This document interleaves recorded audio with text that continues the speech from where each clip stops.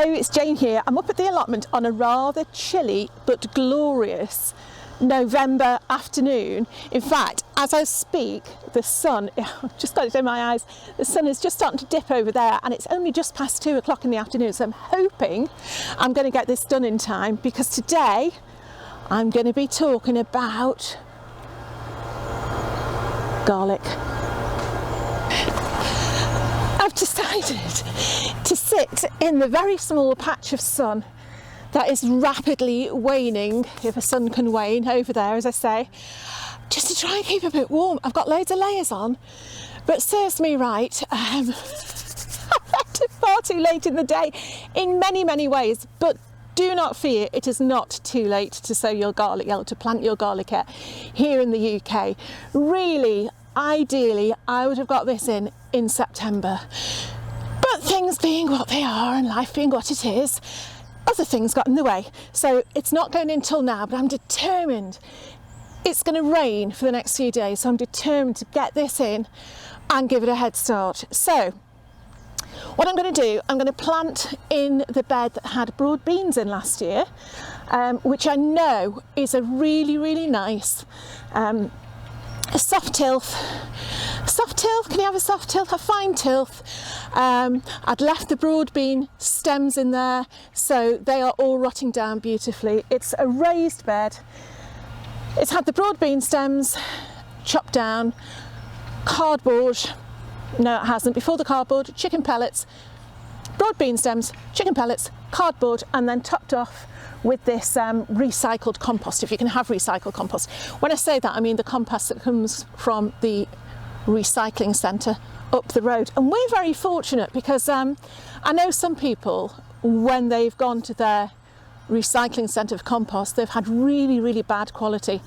But so far, the few loads that we've had have been pretty good. So yeah, pleased with that. You want to make sure whatever you plant your garlic in is nicely fertilised, so we've got the chicken pellets for that. I've also got the broad beans rotting down, as I say. But yeah, the reason you want it to have a nice fine tilth is, if you don't, and I'll show you this, you end up with a very squashed little garlic bulb, like that one. I don't know if you can see that very well, but that is not a good size. Can you see? The year before last, we had a brilliant crop of garlic. I really prepared the soil for it. It was our first year up at the allotment, and I wanted it to do well, so it took a lot of time and was rewarded with a brilliant garlic harvest. Last year, I was a little bit complacent. You know what it's like? You think, oh, I can do that now. I shoved it in one of these beds at the top that hadn't been particularly well enriched in any way, wasn't particularly soft soil, and that, combined with the fact we had a really prolonged dry spell. When was it? Around about May?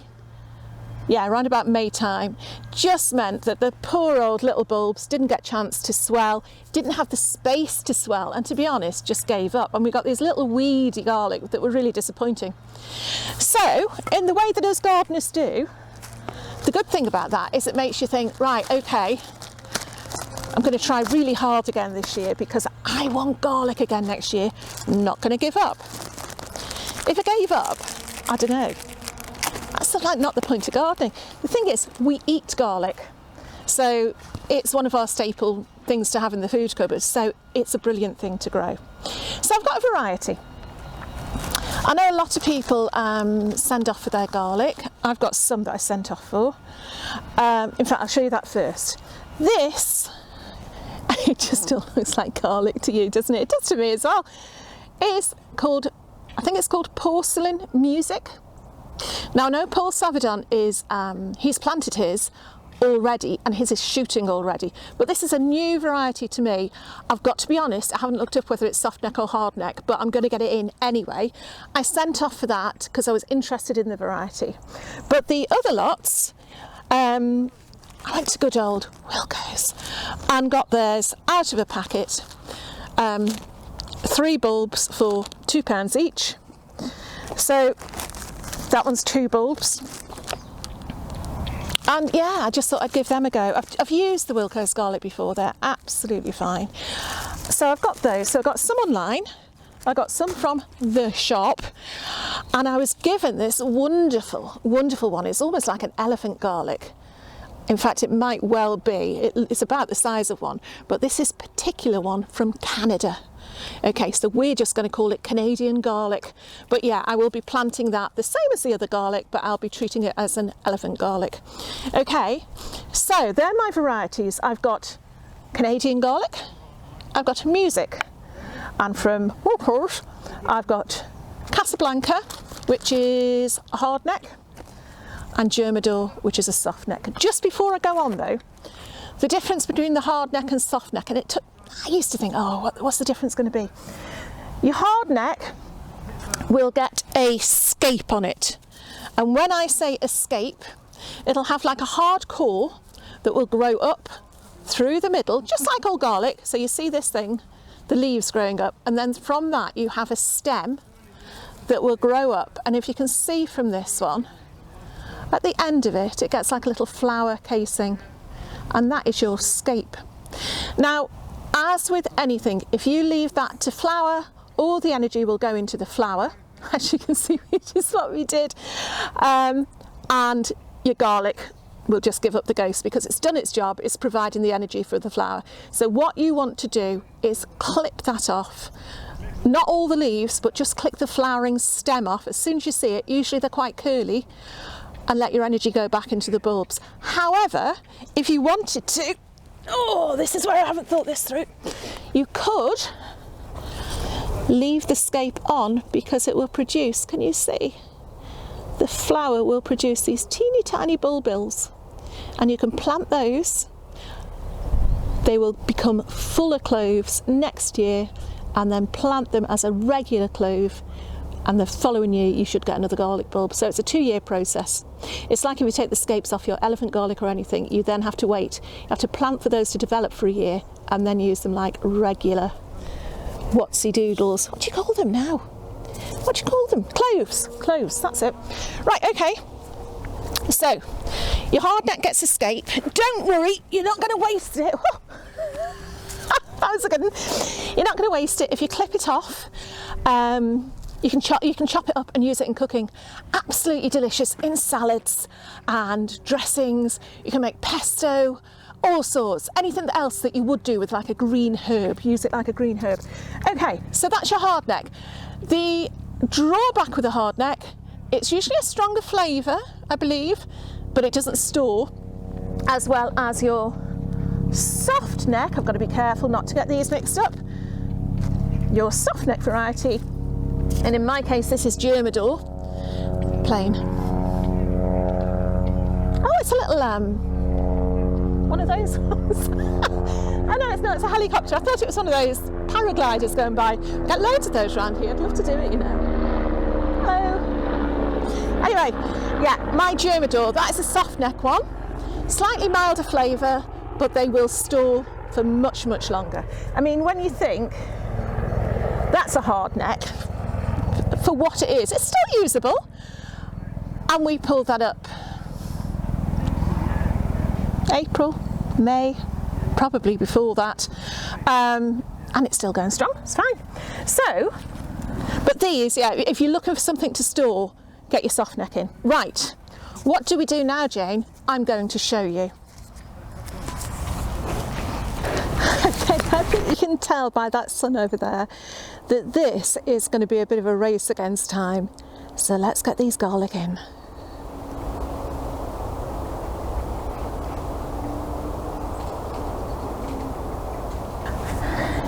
Okay, what I'm going to do before I do anything else, and I can't stress this enough, and if you've seen me planting anything before, you'll know why, and that is get your labels ready before you even think about planting your bulbs, your crops, whatever. This is a charcoal pencil. That's not going to work.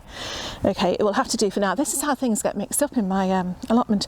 Right, that is Germador. What's that? That's Germador. Right, this one is music. I think it's with a Z, but I don't know, so it's just going to be music. I know these are plastic labels, but these are all I've got at the moment, so they will be reused. What's the other one? Casablanca. And as long as we keep reusing what we can, that's okay. Casablanca, and then Canadian. Okay, so we have got a label for each thing. So what can go wrong apart from the fact I think it's a charcoal pencil, but I will go over it, famous last words, so it will be done properly. Look at the mess here. I mean, this is another thing today, the allotment. There's so much to do with regard to cleaning up. Okay, and all you do really with your garlic, I know I'm teaching grandma to suck eggs here, but it's so straightforward. Don't worry about all these papery bits flying off. You don't have to do anything with them. They don't have to be neat and tidy. Look, that one's come off on its own anyway. You have got, let's see, you've got a garlic clove there. Make sure it's sound. That looks okay, that looks fine. Sometimes if you've saved your garlic from the year before and you're replanting your own garlic, you might just have a little bit of damage on the cloves. Watch out for that. You can do them, you can plant them, but just watch out for damage. You want to be planting nice healthy cloves, and you'll see that each clove has got a top, a little shoot there, a little pointy bit, and a base, and it's at the base where the roots come out. So you know the base because it feels a bit rough and it looks all knobbly. Okay, so that's all we're going to do. We're just going to break these up. Oi! Get your, oh dear. You can get your thumb in. Oh look, there's a nice hole in that one at the top. So yeah, so if you look, that's all I'm doing. You've got to be careful. The only thing I would say you've got to be careful of is try and keep as much of that base plate on as you can. So just be careful when you split them. Okay, and you should end up with a base plate looking something like that, and a shoot at the top looking something like that.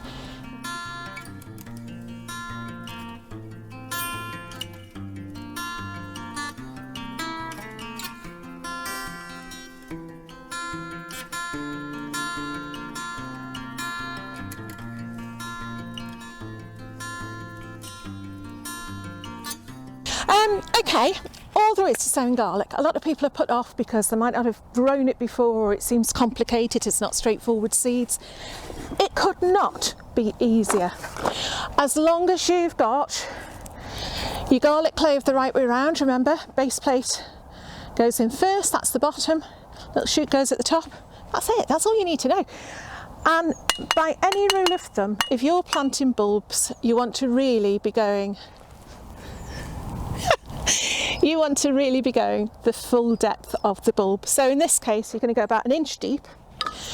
This should be soft enough for me to just be able to, once I've got the right tool, oh look at that, that's going in beautifully. Put in my dibber, put in my garlic and get going. So like I say, it's a race against time today. I'm going to, oh now you see, where did I take that from? Music, that was music.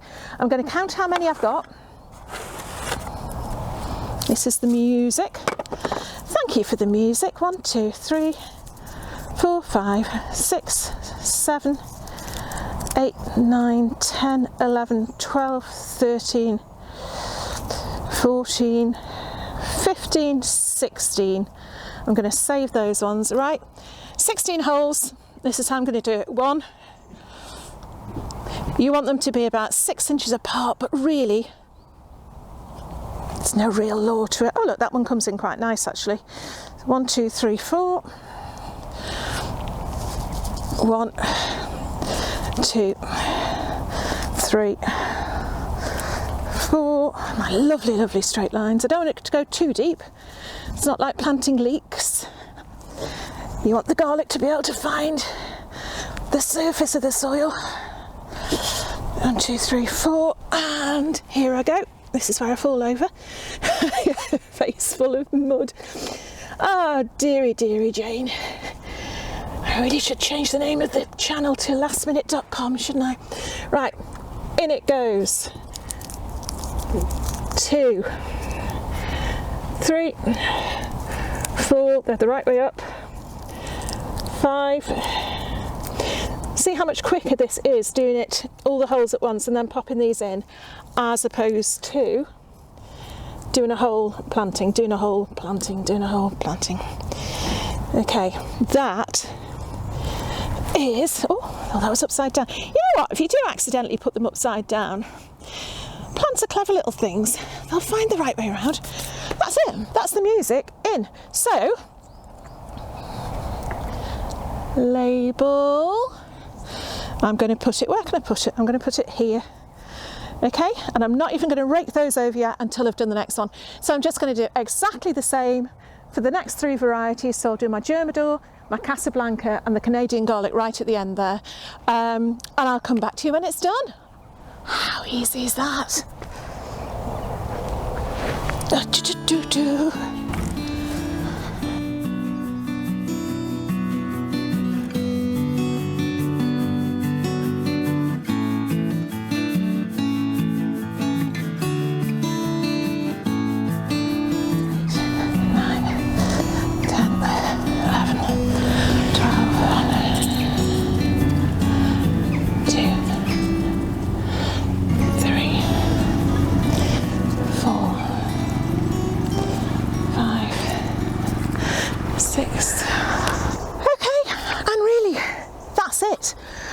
I've probably speeded that bit up, which makes it look a lot quicker than it was. That doesn't take any time at all.